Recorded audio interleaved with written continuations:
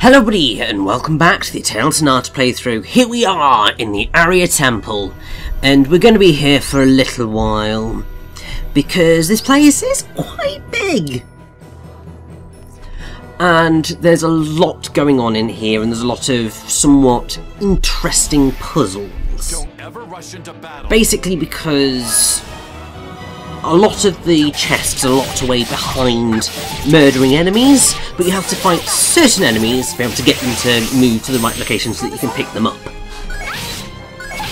Which is fascinating, to be fair.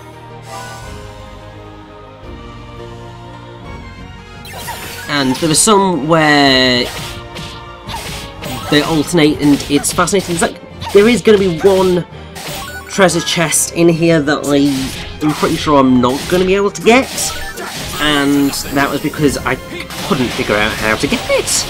It wouldn't teleport, and I have no idea why. Which was just really frustrating. Now, the musical piece that you'll hear throughout the Aria Temple is called Grim Will, and I feel that that is quite fitting for everything that occurs in here, because ultimately what we're doing just now is just, you know, going on a little bit of an exploration, but there's a very strong element of grim will and determination that will certainly rear its head later on.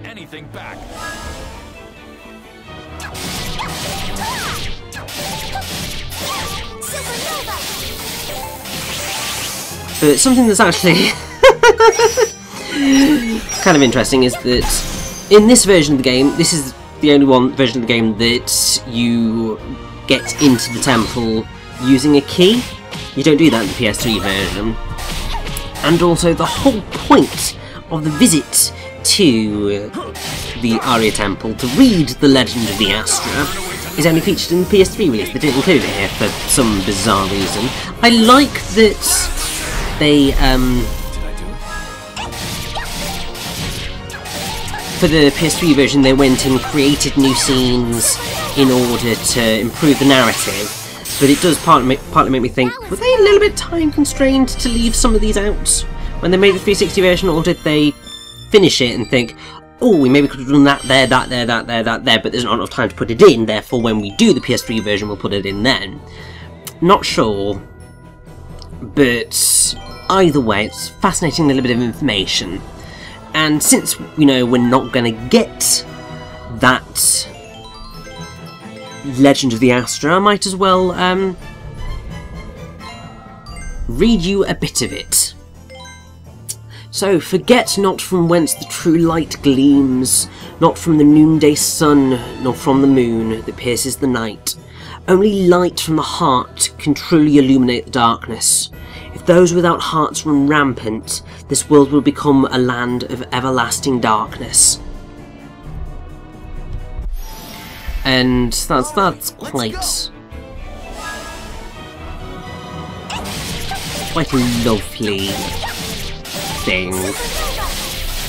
And obviously, you know, since we're here, I'll probably talk a little bit about Astra actually, because so the Eternal Sonata Wiki at least believes that the word Astra comes from astral, or astral projection, basically an out-of-body experience when the soul and body separate. Because, I mean, basically astral means relating to or resembling stars.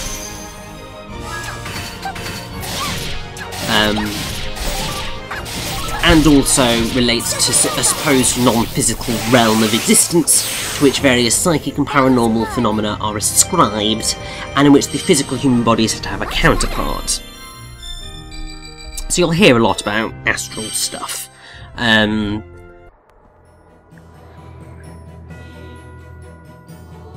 this will actually come into play towards the end of the game, basically.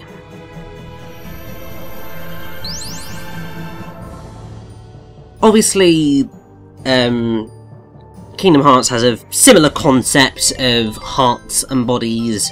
So hearts that turn dark become bodies, well, become heartless, while the body becomes a nobody.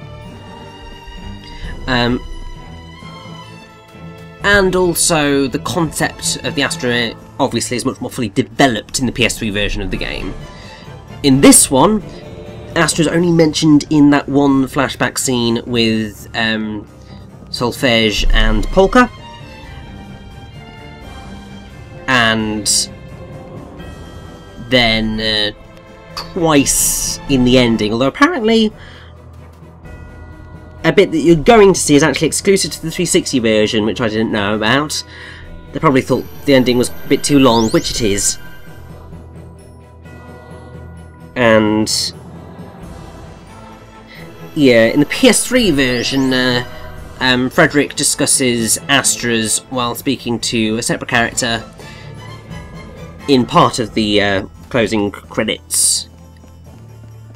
And apparently there's 3 possible sequences there, which I did not know about. And apparently the choice of which sequence is used is apparently determined by which characters are used by the player, though the exact mechanics remain unclear. And that's fascinating. You see, as I said before, you learn so much about other things just by doing the simple thing of hearing a word and investigating it and delving into where it comes from and why that might be there. I mean, obviously I have mentioned before that my second year dissertation, which was about breathing in Renaissance literature, specifically John Milton's Paradise Lost and Margaret Cavendish's The Blazing World, because I was really heavily inspired by the phrase "rose like an exhalation" when referring to Pandemonium, which is like the palace that the fallen angels build in hell.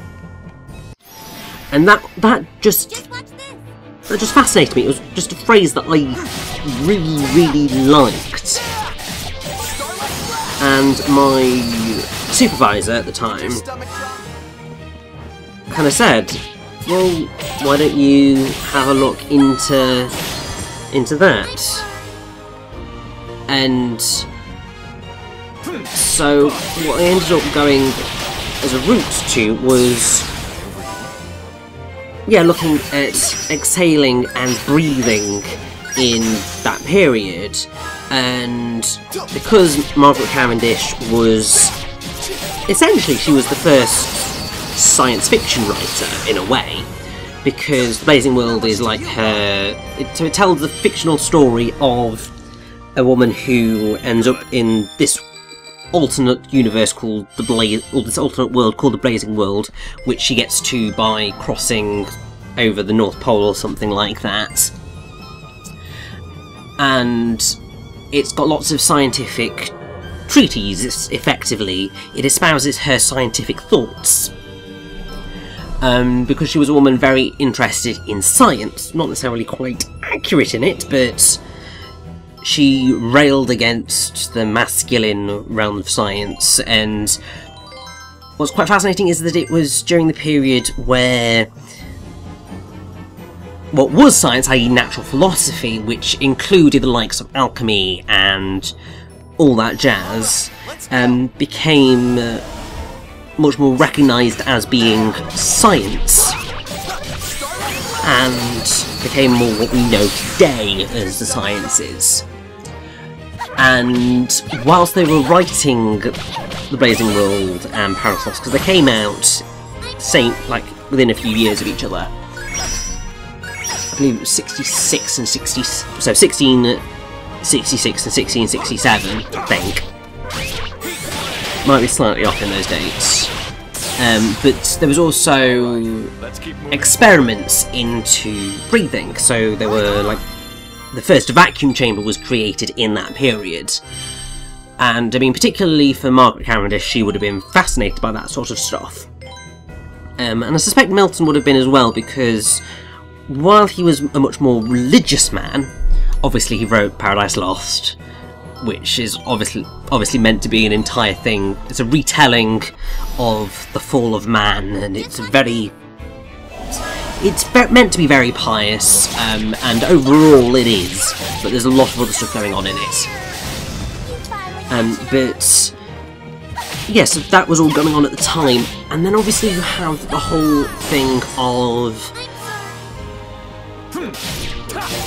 breathing in the soul, because you have that whole idea of someone's final breath, and there was this idea of people's soul leaving their bodies in that final breath. And you get quite a lot of imagery around that. And it was just all super fascinating to look into and to discuss in my dissertation. And I love that that whole span of everything just arose from that one phrase of "rose like an exhalation." Because, like, such a small thing spun out into this just really fascinating investigation. And I loved that. I mean, my other... I can't remember what... So, in my final year I did 2 dissertations to avoid doing another exam, because none of the modules really took my fancy, and I thought, I want to do something that I want to do, and so I did 2 dissertations. One of them was on video games, and medieval romance, and contemporary film, and intertextuality, and how they're all interlinked, and how each of the creators, so Cletia Troy, Hideki Kamiya, and Edgar Wright, how they all effectively Don't ever rush into battle. Played with intertextuality and referencing their own work and using it to create tropes and then play with them and experience to have a little game with the audience. So it's like an in-joke, but becomes so much more than that across the entire body of work. That went down like a lead balloon at uni. I think it was...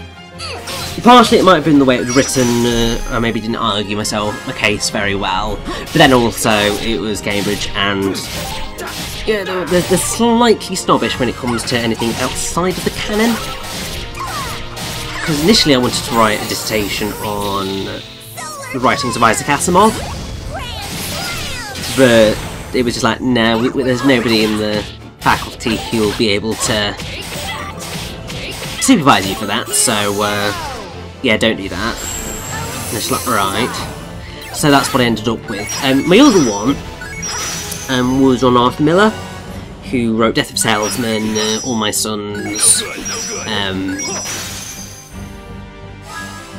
The Crucible, and so on and so forth. And I think I wanted to write about him because I'd done Death of Salesman at sixth form and really enjoyed it, and I wanted to kind of dig back into that because I had such a good time with it. And don't get mad at me. I can't remember why I first thought about the idea of failure in it, obviously because a lot of this stuff is about tragedy. But I sort of honed in on the failure aspects, and then I started to just pick up a few small little things I don't think I'd really paid much attention to before, and that was the idea of seeing failure, and actually the more I looked into it, the more it did appear in the text, which partially may have been me putting that onto the text when it didn't need it, but also it really did feel like the text just sort of opening up to me in a way. because in Death of a Salesman, there's a whole thing about Willy Loman, who's the tragic hero of the tale, always forgets his glasses, and he is ultimately a failure. He's like he's a dime a dozen salesman who isn't really making enough money, and he's brought up two kids who basically hate him, partially because of things he's done and partially because of things he hasn't done. And there's a sort of fog because he's deluded.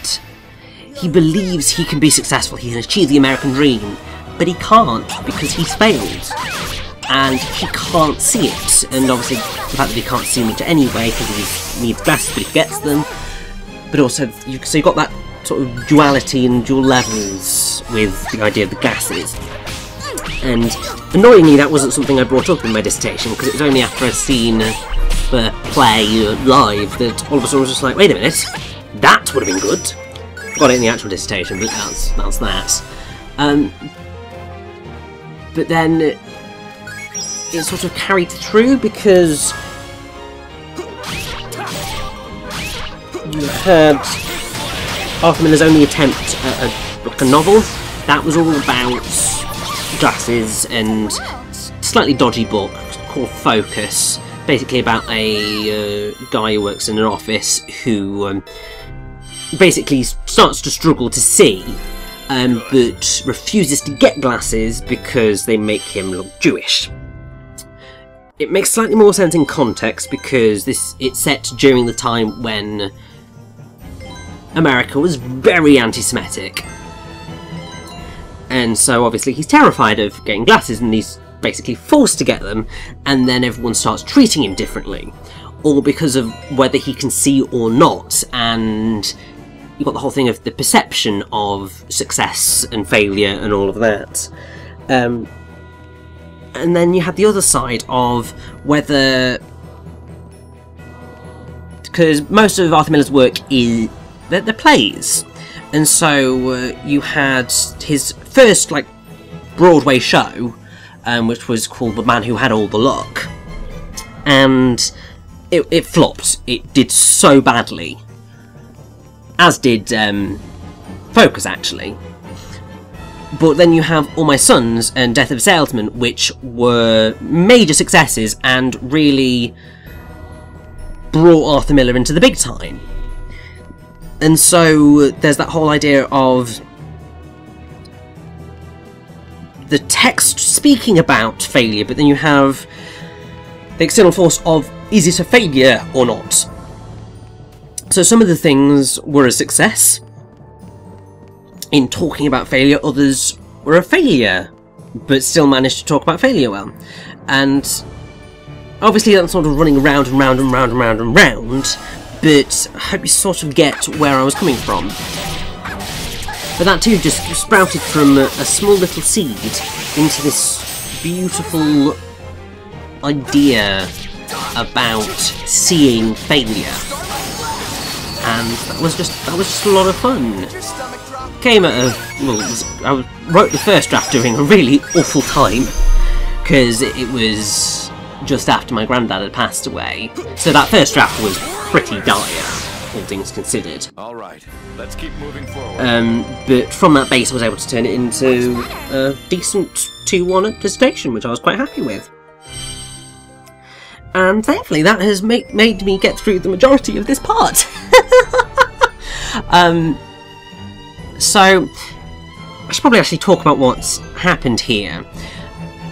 So with the Arya Temple, part of its whole shtick is that there are certain rooms, specifically that one in the centre, where the only way to get it to work is to kill all the enemies on the 4 circles. If you kill any enemies outside of those 4 circles, it's not going to work and you're going to have to leave the room and come back and do it. It's a slightly, I want to say dodgy,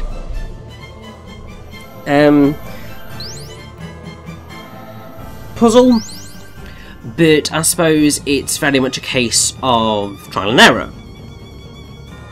And to be fair, the game does give you a clue that those are the enemies that you need to defeat, because obviously they're on glowing circles. The thing that's slightly dodgy then is that there is a puzzle, I believe it's actually the next level up, where you have to do the complete opposite. Like, you only get the treasure chest if you kill all the enemies not on the coloured glowing circles, which is a bit of a nightmare.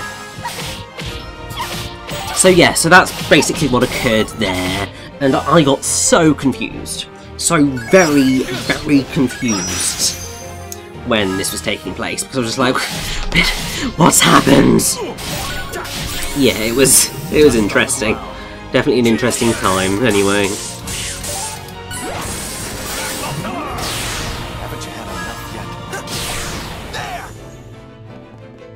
And also, you may have noticed that I did really struggle with these enemies. Obviously, it'll get slightly better in the next part, because obviously I got used to them a bit more, but yeah, they really handed me my ass on a platter throughout this dungeon. I think I might have had a bit of a break for a while when it came to doing this. And I was a bit like, oh my god.